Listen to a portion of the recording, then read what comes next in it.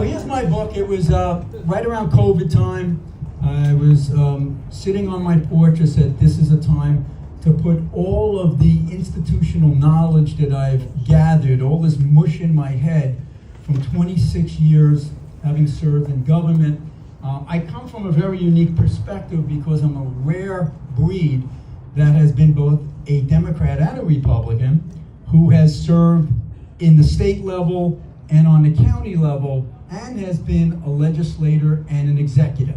So there's a lot of stuff up here, and instead of always, as Colleen will tell you, throwing my shoe at the TV, mad at something, I said, let me put it down on paper and give my perspective as to how we can make a better America. So what I did is I took a lot of my writings that have been published in the Washington Examiner, Newsmax, the New York Post, the Albany Times, Union, Newsday, and I made a compilation of them and divided them into 15 different chapters. Lucky for you, I'll only talk about 2 tonight. But they range from income inequality to college cost to healthcare cost, how we deal with China, the illegal immigration problem, the Supreme Court, the state of education, and I just put in my 2 cents as to what we can do to make things better. Now, I'm a believer that we have the answers. To know the answers, you first have to know the root of the problem, okay? I think I know that. I have the answers, I believe, and other people think they have their answers. The problem has always been the will to implement those answers, because what you have from both parties is their first inclination is to preserve power rather than implementing common sense. So I don't take my perspective from what's good for my team. Is it right or left? Is it Democrat or Republican? It's what makes common sense based upon what I've learned over the years in government. So I'm going to talk about 2 topics, just one right now, and then I'll hand it over to Shana.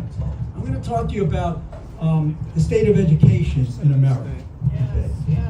It is, quite unfortunate that at one time we were leaders in the world with pushing out students who were at the top of the top. And now we are literally in the middle of the pack of industrialized nations when it comes to the performance of our students. And it's quite sad because, while China and Singapore and Taiwan and Japan are cranking out these math whizzes, we are having a steady decline in our student performance. And you have to ask why. The main thing I talk about in my book is stop thinking that spending more money on this problem is going to solve it. It's like Einstein's statement that, or definition of insanity, it's doing the same thing over and over again and expecting a different result. They have doubled and tripled the amount of money to education from the state over the last few decades. In fact, between 2002 and 2020, we went from spending $18,000 per student to now a nation-high $31,000 per student in New York. It's $36,000 in New York City. So actually in the last 12 years, the amount of aid to education has tripled the rate of inflation.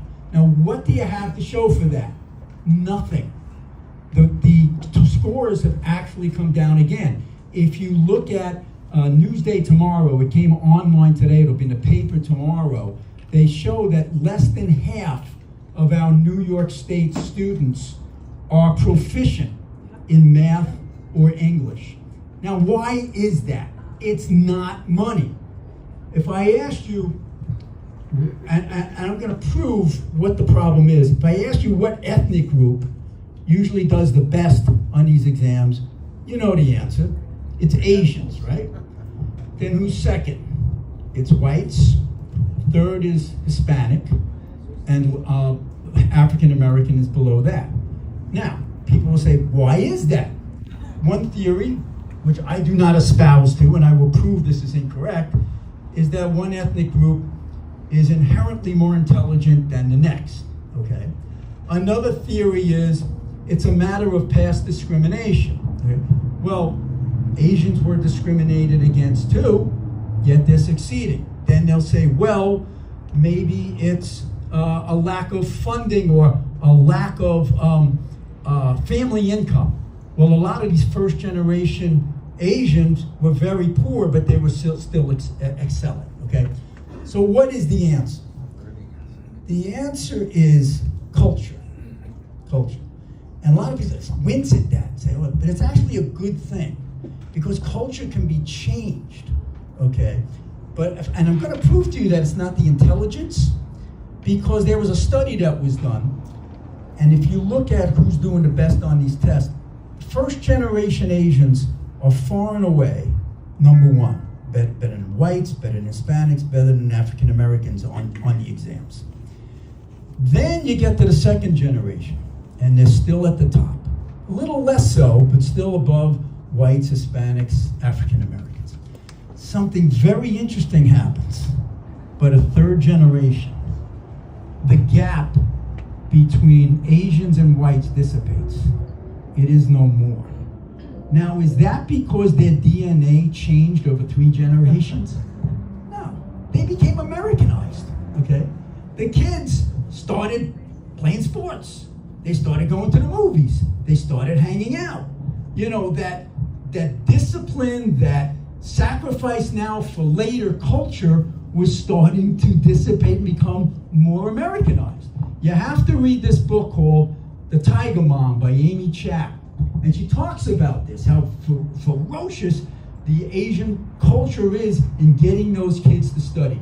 They did an analysis, a survey of moms, and asked, do you think it's important to inject fun? It's important to have fun into the academic process. And 70% of white moms said, yes, absolutely, it's very important. Guess what the percentage was for Asian moms?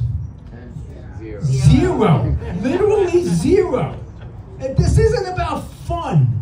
This is about learning. And that's the difference. So what have we been doing in America to deal with these lower scores? Instead of raising the kids up and expecting more from them, more discipline in our schools, you have to do better or we don't socially promote you, they're lowering the standards. They're lowering the grade passing. So it was 65, now it's 50. Oh, look, we're passing all of our kids. It's absolutely ludicrous, okay? The regents now. You don't have to take the regents anymore. You can take the regents. If you like the score, you keep it. And if you don't, you throw it out. Great incentives there, right? It's absolutely nuts. So there is a way to change this. It's not money. So when all of these groups come to you and say, we want more money to make things better, tell them no way, enough of that. A perfect example as well, then I'll hand it over to Shana. If you look at 2 school districts on Long Island, Garden City and Hempstead. You think Garden City, you think of these beautiful big houses and the green lawns and the high income parents, mostly true. You think of Hempstead, lower income. So you think, why are the Garden City kids scoring higher than the Hempstead kids? It's gotta be money, right? Well, no. Because the cost per student spent in Hempstead exceeds Garden City. The money from the state is $5 million a year for Garden City. It's $127 million for Hempstead. So money's got nothing to do with it. I'm not saying no money, you need some money to have the basics, right? But it's about culture. It's about demanding more from our children. And what's the proof of that? Charter schools. Charter schools. They work. The performance of students, black students in charter schools, is like 19% higher on English and about 30% higher on math. Same with Hispanics. That's why so many minority parents want their children in the charters. But here in New York, they stop it because of the powerful teachers' unions. I think that's a crime. These kids have a right They get out of failing, violent schools, and that's what we talk about here. And by the way, a lot of people might say, oh, we got to be careful, because if you cherry pick and you take those kids and you put them into the charter, the present public school will come down. No.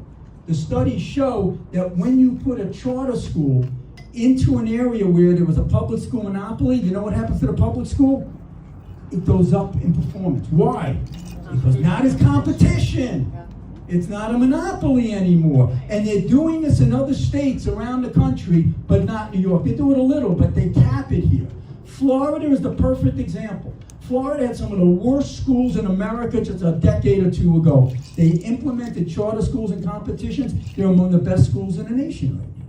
So we can make a difference. We're talking about a lawsuit to go in and say, you know, it is simply a violation of the equal protection for these young students, especially in these failing schools, to tell the moms that you must relegate your child to a violent, failing school. They should have the right to go elsewhere. I'm not saying you should take a kid from Sable and put him in some other public school, but if there's a charter school available, let them go in and let them say, whoever wants to come here can come here.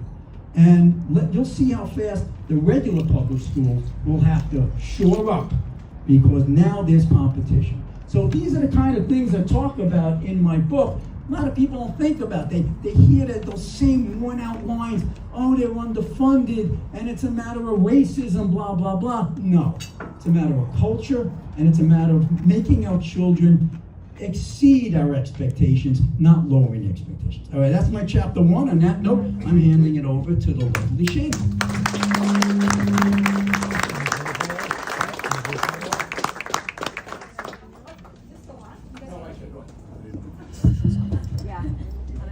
Thank you, Steve. I don't know how I'm going to follow up with that. Thank you for that beautiful introduction. So I think it's important, like Steve and I are both old school, and you can see that he can see the changes that have happened over the past few decades, as have I. And for those of you that don't know me, I'm Shana Melissa Stockman. I've been a registered nurse now over 30 years, a nationally board certified nurse practitioner, the #1 international best-selling author of this book, and I'm now known as the autoimmune expert and the world wellness expert. I think a lot has changed over the years, and I don't know why I'm nervous now. I just spoke in Nashville recently. There was about 7,000 of us, and I was less nervous. I don't know why. You know, my career began when my grandma raised me in the 1970s with the power of the plant and naturopathy. And you guys go, feel free to eat, don't bother me. My grandma raised me in the 1970s with the power of the plant, and I would watch her use plants for their medicinal purposes. Now, Steve talked about root causes, and we have to go back to that. Because when my grandma raised me, I would watch her use the power of the plant for medicinal purposes and not need medicines for her heart, to control her arrhythmias, irregular beats, and other things. I'd watch her salt, not need a blood pressure pill. I'd watch, you know, and this is going back over decades. I'm talking in the 70s. I watched my grandmother, all of her siblings, brothers and sisters, had diabetes. And she decided, just because you have a gene for a disorder like diabetes or cancer does not mean that gene is going to be expressed. So I learned not from what she told me, but observing her. And I would watch her, watch what she eat, watch the processed foods, stay skinny, and never develop that gene for diabetes. So although we can't change our genes, we can change if they're expressed.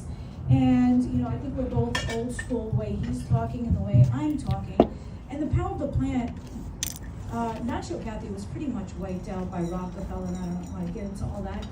But, you know, I went into nursing to help people get better and not keep them sick. And I think, honestly, if we're going to talk about how society's changed the past 3 decades, because I didn't know what I was going to say till I got up here and I heard Steve's talk.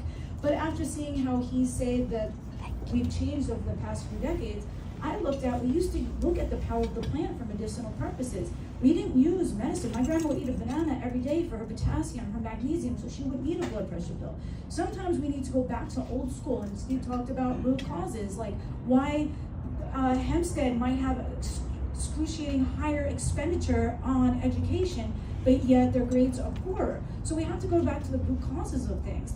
And that's what we're not doing. And I think, You know, I went into medicine and nursing to help people get better, and it kind of changed, to be honest with you. And I went into nursing. A nurse impacted my life. I love science, I love math. I met a nurse and I said, wait, she likes helping people. I like helping people. She'll never realize how many lives she impacted, and they impacted more. However, being in the medical field for so many years, it's not what I signed up for anymore, to be honest.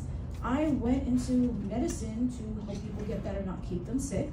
But if we're looking at how things changed over the past several decades, it seems like the society is keeping them sick for recurring visits and dependent upon medications to keep them back every month. And it's not, you know, I didn't sign up for the sick care system. I want to get my people better. I get my clients better. And they're like, when do you want to see me again? I'm like, when you need a shave and tweak. So we have to go back to our roots and find out the root causes of our problems.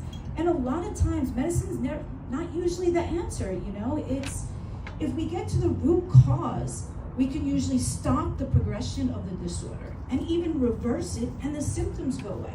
And then when the symptoms go away, there's usually not need for medicine to treat symptoms that are no longer there. And then without the medicine, we don't have the side effects, the interactions, and the lethal overdoses. And I'm sorry, I didn't know where I was going with this until you talked about root causes and how things changed over the decades. But if you guys realize, prescription drugs is one of the root causes, the leading causes of death in the US right now. And yet we're so easy to give a script, you know, and I'll have a patient come in and say, hey doc, give me that shot for the poison ivy, you know, the steroid. And I'm like, wait, you want a shot of steroids and hormones injected deep into your vein for like a little rash? Like, so sometimes we need to just get back to the root causes of things. And I don't want to keep you guys from eating. You're more than welcome to get up and eat. I think I got a few more minutes here. And I wanted to say that if we get to the root causes, it seems like a lot of times the sick care system wants to keep them sick for recurring visits. You know, and a lot of times now, it's sad but true, not all the doctors, but a lot of them are choosing their wallet over the wellness of the patient. And I can personally tell you 2 instances this past year where a surgeon wanted to take out organs of mine that didn't need to be taken out, okay? Tell me that wasn't for breeding. So, you know, be your own advocate with your health. Do your research. If you're not getting better and the doctor is like, hey, listen, your tests are fine, that means he might not have ordered the right test.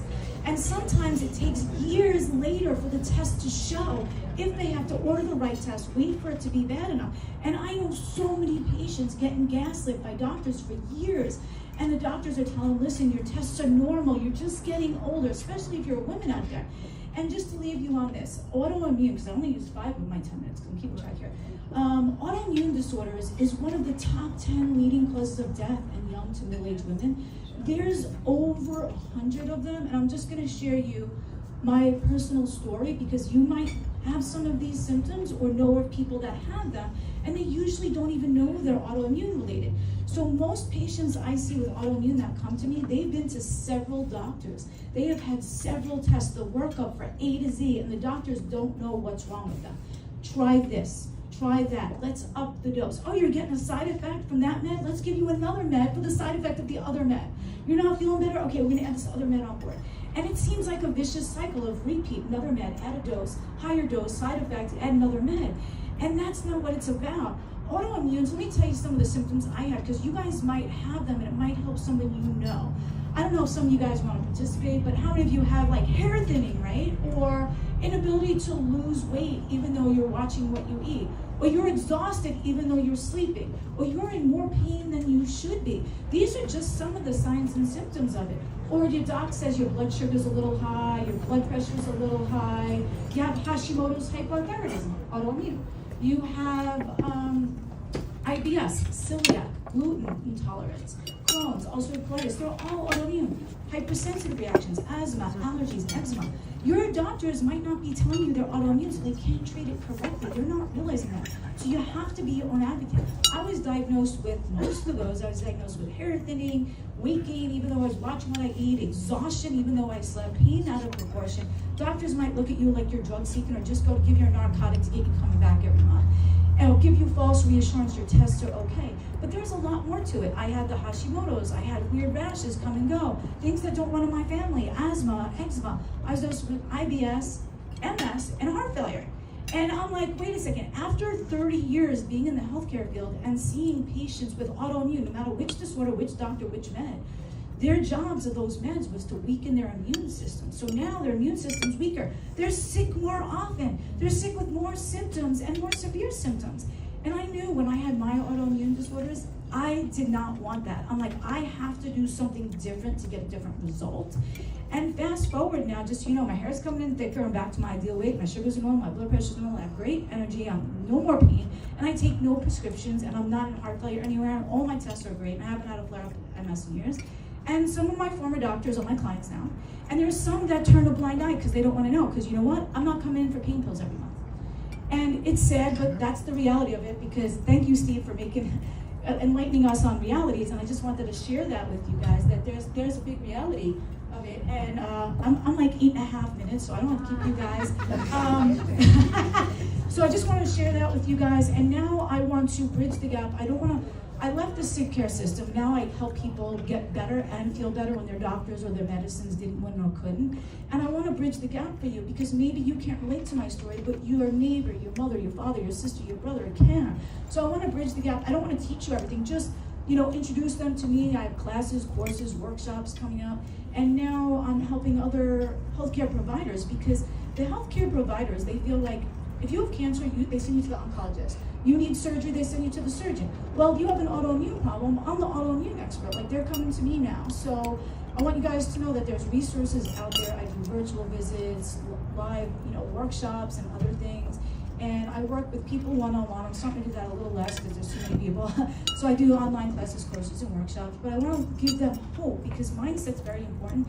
And a lot of times you guys have been giving up hope because you went to doctor after doctor after doctor, and they're trying to tell you it's in your head, and it's not. So I want to show you guys that there is hope, and you have to believe to achieve and then take the action steps. And please reach out to me, connect me with those people you know, and go eat.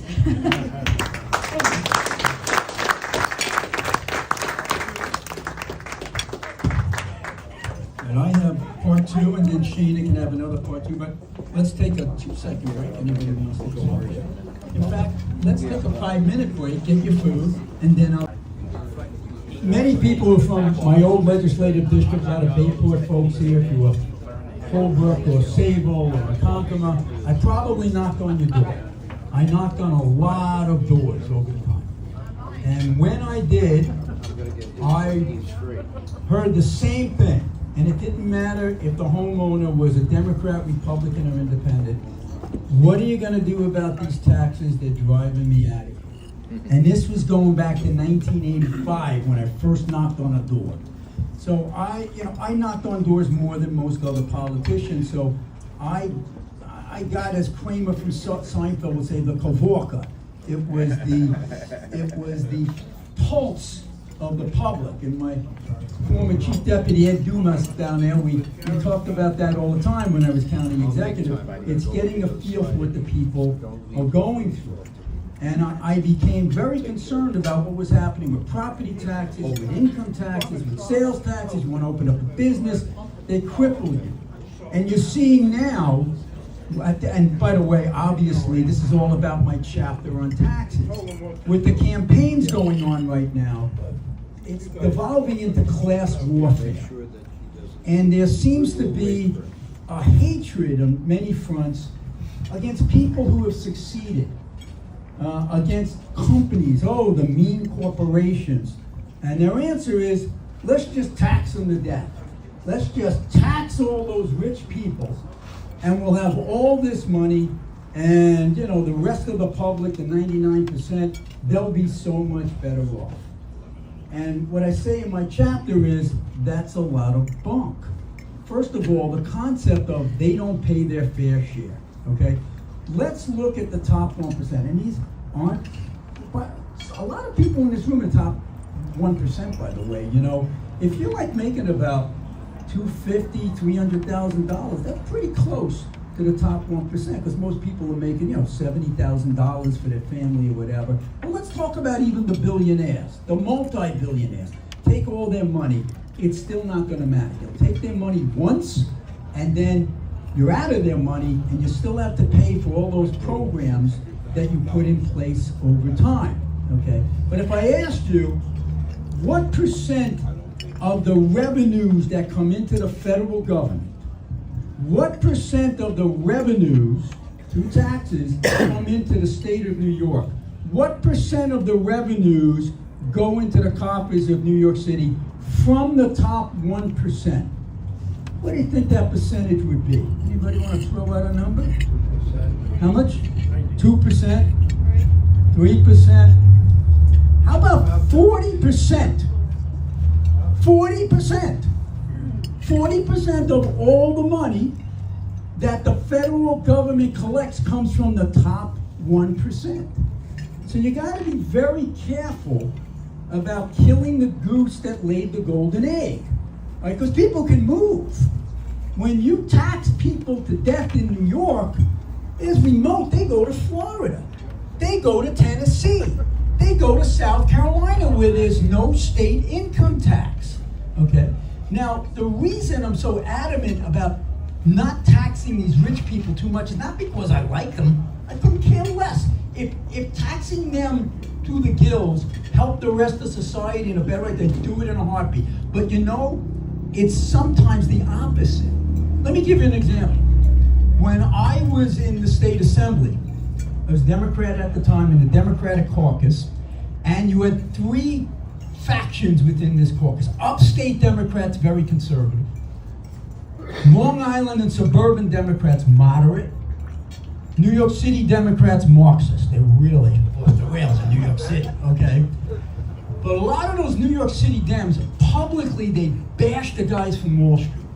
And they'd say, oh, those greedy so-and-sos, let's tax them, etc., right? And what you heard from them privately when we were in the caucus, they were hoping and praying that those Wall Street guys got really big bonuses. You want to know why? Because when they got bigger bonuses, that's more money to tax. And what you find out is if you want to help poor people, you want them to make a lot of money because you can tax it, get money into the coffers, and then you can help poor people with that money, okay? But you find out that taxing people at 36% on $1 million gets you a lot more money than taxing them at 40% on $500,000. So you understand, you can lower the tax rate and bring more money into the coffers because by lowering that tax rate, you're incentivizing investment, you're incentivizing the hiring of more people, and you're churning the economy. And all of a sudden, you got all this money. There's a myth out there that the deficit we face today, and it's about $2 trillion, it was as high as $4 trillion during COVID. I remember it was a big deal, it was $100 billion. It's now $2 trillion, okay? There's a myth that came about from the tax cuts of 2007, when taxes were cut not just for the rich, but across the board. That's a lie. There is a deficit, but it's because of the spending. They cannot control the spending. On both sides of the aisle, Democrat and Republican, they cannot control themselves. There was actually more money that came into the federal government after the tax cuts than before. It's counterintuitive. How can that be? But like I say, you cut taxes, people now invest the money. Look what they're talking about now. Oh, let's increase the corporate tax. Sounds great. Let's let those mean corporations pay the money. Why shouldn't you do it? Because when they increased the corporate tax to 35% years ago, what did the corporations do? Sent it overseas. They sent it to Ireland. Ireland's got 11% tax rate. Why am I keeping my money here? I'll go over there. When they cut that tax rate from 35% to 21, $2 trillion came from overseas back to America. This is the way you have to look at this. And now they're saying, oh, we've got proposals to increase the capital gains, okay? What does that do? Does it get you more money? No, it gets you less money because people are investing less. And this holds true not just with the 2017 tax cuts. It's every time we implemented across-the-board tax cuts, starting with John F. Kennedy in the 1960s. They dramatically cut taxes across the board. It led to 5% growth each year over the next several years and a $54 billion increase in revenues. Same thing with the cuts in the 1980s. You wound up getting more revenue and higher wages. And then you even had it with the Clinton administration in the 90s. They raised income tax, which was a mistake in the early term, but then they cut the capital gains, you might remember, from a very high level down to about 15, 20%. And what happened? You had a huge booming economy in the late 90s because of the dot-com boom, of course, but also because of the cut in the capital gains. So if you hear these politicians and these candidates saying, let's raise taxes, it'll bring in more revenue, and then we can take care of everyone, it's not the facts as they pan out. If you look at history, lowering taxes grows the economy. It's a bigger pie for everyone, and every economic strata gets better. When they cut those taxes in 2017, you hear the rhetoric, oh, the billionaires did so well. Well, so did the working class. So did the lower class and the middle class, because there really is a filtering down effect. There was a friend of mine who went to a party on Dune Road, not my little condo, but a $20 million mansion there last month, and they spent $100,000 just on the fireworks. Okay, it had to be a $500,000 party, and they're saying, "Oh my God, that was so terrible that they spent all that money. What you could do with that money?" But I said, "Well, understand something. Let's say you spent $500,000. Okay, the DJ sure liked it. The security people that they hired sure liked it. The caterers sure liked it. There really is a filtering down effect, right, Joanne Sturcio, my favorite realtor? Okay, absolutely. When the real estate market is booming, what happens? It's not just the realtor who's picking up the check at the closing. It's the lawyers, I know, we don't need to give them, but home inspectors, the furniture companies, okay? The title closers. It's a tremendous filtering down effect. The point is, don't kill the goose that laid the golden egg. Explode the private sector. Give them incentives. You keep on hearing income equality and stuff. I don't care if I have equality with the guy next to me. I don't care if he's making a lot of money, as long as I am too. As long as I'm growing. Hey, Steve Jobs, you made $1 billion. Great, you deserve it. You sat in your garage, you created something that changed the world. Good for you. I want you to have the incentive to do better. If I want total equality, I'll go to North Korea. They're all equally poor and in horrible conditions. Look at South Korea, which has a vibrant free market economy. Look at it at night from outer space. North Korea is barren black, and down on South Korea it's lit up, it's vibrant. That's the difference between free market economies and these economies that care only about equality and punishing the people who want to strive and succeed. So I talk about that so that when you're hearing all of these politicians talk about, I'm gonna punish those big shots and those corporations and we're gonna sprinkle around to everybody else, just know that's not what's gonna happen. They're going to kill the goose that laid the golden egg. We as a nation became what we are because we incentivized people to grow in their station, to work hard, to save, to take some risk, and to be rewarded for those risks. If you take away the reward, no one's taking a risk. And if no one's taking a risk, you're North Korea. That's what we are. Okay, on that note, we're gonna hand it over. Again, I'm on the phone.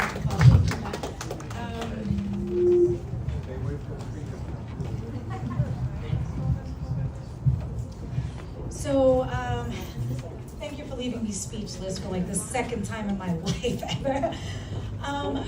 Again, I just want to say, we were talking about mindset, and at times when we lower our expectations, we lower our results, right? And I don't know what I'm saying till I'm getting up here. I had nothing prepared. I'm just working off what he's saying. And mindset is very important. We must first believe that we can achieve it, and then only then can we take consistent action steps and never ever quit. So I want you guys to know, if you're suffering with some of the symptoms I had, some of the autoimmunes, and you've been to the doctor after doctor after doctor, and they're telling you this is the best that we can get you, I believe that there's another way out there, and just keep the faith and reach out to me. Mindset's very important. I like sharing stories because I think they're teaching moments. My grandma raised me, God rest her soul, and when she was 79, I was like a brand new nurse. And the doctors didn't think she'd ever walk again. And now she's looking up to me saying, do you ever think I'll walk again? And I knew I had to get to the root cause. I'm thinking, okay, what was the cause? Like, I'm a brand new nurse. I'm like, I don't even have experience yet. I don't know what I'm doing. And I'm like, all right, what do I have to get to the root cause? Okay, I was like, yes. And because I gave her that belief after the doctors didn't, she walked again. Only then, after I gave her the belief and the mindset, we took consistent daily action steps and just never ever quit. So it's very important to know that you can do it despite other people telling you you can't. They're wrong. People told me, you're never gonna write a book. When you change your name, nobody's gonna call you Shayna, right? They're all calling me Shayna now. I wrote a book. It reached #1 international bestseller. So don't believe people tell you, thank you, that you can't do it and you're not gonna do it. And don't listen to people that are less successful than you. It's like this. If you wanna go to Tony, you want to go to Menino's and you've never been there before, and you stop and ask for directions, and you get somebody. You guys ever ask for directions and the person's never been there, right? And they're trying to tell you how to get there? Don't listen to that person. They can't tell you how to get there if they've never been there. And a lot of you that might have some of the same symptoms I did, the exhaustion, the fatigue, the test showing they're normal, a lot of times your doctor is telling you how to get somewhere he's never been, you know? And then there's people online that maybe they had one problem like diabetes, and they're like, hey, I'm the expert, I help my own diabetes. I want you to know, not only am I a licensed healthcare pro for 30 years, I suffered with these symptoms. I've been researching it for years. I know what works, what doesn't work. And in all honesty, doctors, I have nothing against them, but they go to medical school to practice medicine, and that's what they know. They're not taught about the power of the plant and naturopathy and root causes and cellular inflammation and how to attack it and how to reduce toxins. They're not taught that stuff in medical school. Sometimes we gotta go back to the root because that's where it's at. You know, when my grandma taught me naturopathy, raising me in the 70s, I watched her not eat a blood pressure pill, not eat a heart pill, eating the bananas for the magnesium, and things like that. And sometimes we got to go back to the roots because you know what? There was things that we got better from before there was pharmaceuticals. And I dare you guys to Google Rockefeller and how medicine started. And your minds will be blown away at how they just wiped away naturopathy. You know, I don't know what more can I say. Mindset is very important. Believe to achieve. Just never ever quit. Only take advice from people that are further along than you or more successful to you, or somebody that's been there, done that, that can tell you how to get there, right? I don't know. I'm sure you guys took directions from people you never knew, right? They've never been there. And you go into Tony's Pizza and they're like, maybe it's a left, maybe it's a right. I don't know. It might be a mile ahead, or at the next light, make a left. And they can't tell you how to get there if they've never been. So stop listening to those people. Stop listening to the naysayers that tell you you can't. Sometimes your friends might be more supportive than your family. You know, sometimes the family is last to come along. So just keep the mindset. Reach out to people who have been where you want to go to tell you how to get there. And just know there's more than modern medicine. Because in all honesty, when I had excruciating nerve pain, and there was two types of docs for the most part. Ones that just want to give you narcotics every month coming back, or ones that just want to do expensive procedures that they know aren't going to work and aren't going to get rid of your nerve pain. And I didn't want that, you know, and I knew there had to be more out there. And to this day, I've never seen medication get rid of nerve pain. But you know what? I don't have any nerve pain anymore. I couldn't even touch my hair. My nerve pain was so bad. I have no more pain, and I've never seen prescription drugs ever do that. So we have to look at the root causes. When we look at the root causes, the symptoms stop from getting worse and usually reverse. And when they reverse, the symptoms go away. And when the symptoms go away, you don't need meds for symptoms that aren't there. And when you're not on the meds, you're not getting the side effects, the interactions, the dependencies, the overdoses, and the deaths. So, you know, we need to go back to where we were. Sometimes modern medicine is not always better. I'm not saying we don't need it, and I prescribe it too when I need it, but I look for natural remedies when possible. And that's where, if you guys don't know these terms, I want to give you some gold nuggets. Not only mindset is important, but I use naturopathy when possible, plant-based. I use holistic approach, body, mind, spirit, cellular level. I use integrative medicine, where I can integrate in alternatives to your existing meds or meds to your alternatives. I'm not saying just this or that. I'm saying I look at you as an individual, and modern medicine a lot of times is if this, do that, if this, do that. And they're not looking at what you're allergic to, what your family history is, what you've tried. They just do simple algorithms. I don't do that. I treat my people like individual, like I want to know what they tried, what they didn't try, what tests they had. And it's not a simple algorithm. I don't know how they give everyone the same, I don't know, Lipitor 20 milligrams if you're 100 pounds or 250 pounds. This makes no sense to me. And now the statins are linked to higher risks of early Alzheimer's and Parkinson's, because we need cholesterol for our nervous system. But sometimes the pharmaceutical companies, they're just telling us what they want to tell us and what they think we want to hear, not necessarily what we need. So you got to realize who you're talking to and whose interests they're out for. If you're talking to a surgeon, he might just want to order a surgery, you know, or he might be the honest surgeon that says, you know what, you don't need it. But you got to take it with a grain of salt, and are they just trying to sell you something to get you back for an easy bit? So I want you guys to know from the bottom of my heart, I'm not trying to just, you know, sell you something. I can make easily 6 and 7 figures keeping you sick every month, coming back from that oxy, coming back from that trigger point injection that you don't need, you know, doing biopsies that you don't need, selling you most procedures when something's probably benign. But I'm not going to do that. So, you know, my wallet's suffering from it, so please buy the book. But I want you to know from the bottom of my heart that I just want to get you better, so then you're like, when do you want to see me again? So I just leave you with that. No, keep your mindset, believe to achieve, reach out to somebody that's been there, done that. If you don't like your doctor's opinion, get a second opinion, a third opinion, a specialist, reach out to me. I do virtual visits, consults, things like that. I have some upcoming events, just so you guys know. Sunday, you're all welcome. This is complimentary self-defense. This man right here, Joe Thompson, he owns Lockdown BJJ in Ronkonkoma. He's a former Marine, and he wanted to give back to the healthcare pros. I had a situation a couple months ago where I was almost sexually assaulted, and I reached out to the police department several times to offer self-defense, and the sheriff's department, to no avail. So I took it upon myself. I met this former Marine. He's a black belt, an MMA champion, fighter. He's a 3-time world champion Brazilian Jiu-Jitsu. He's offering a free complimentary self-defense class on Sunday at noon at Lockdown BJJ in Ronkonkoma. You guys are all welcome to go. We're not going to sell you anything after that. If you want to go to his gym after, you can. I have a burnout prevention and recovery. A lot of us are burning out. We're working more hours than we ever wanted to. We're not making that deeper impact. I have a workshop coming up, Reigniting from Burnout Prevention and Recovery. That's also free. That's at the Sachem Library on Tuesday the 27th at 7. You guys can grab one of these flyers on the way out. You don't have to be a library member or a local resident to attend that. And then the other thing that I'm very, very, very passionate about right here, you guys can scan the QR code. There's a lot of you that might know people that are suffering with the symptoms that I had, or you guys might be suffering yourself and might not want to tell me right here, right now. And I just want to bridge the gap for you to let you know that sometimes it's not the medical doctor that's going to get you the results you need, because they go to medical school to practice medicine. You know, it's not their fault. That's what they're taught. But there's a lot of other things out there than just prescription big pharma. So I created this program, Wellness Warriors, and we're going to have an upcoming event. I believe it's October 3rd. It's on the flyer as well down here. And you guys are all more than welcome to join. There's a coupon code if you claim. And that's going to be a virtual event for those of you that either are suffering with symptoms or know someone that is, and you just want to bridge the gap, because you don't want to leave them feeling helpless and hopeless. There's so many out there. Like I said, autoimmune disorders, there's over 100 of them, and it's one of the leading causes of death in young to middle-aged women. And prescription drugs is another leading cause of death.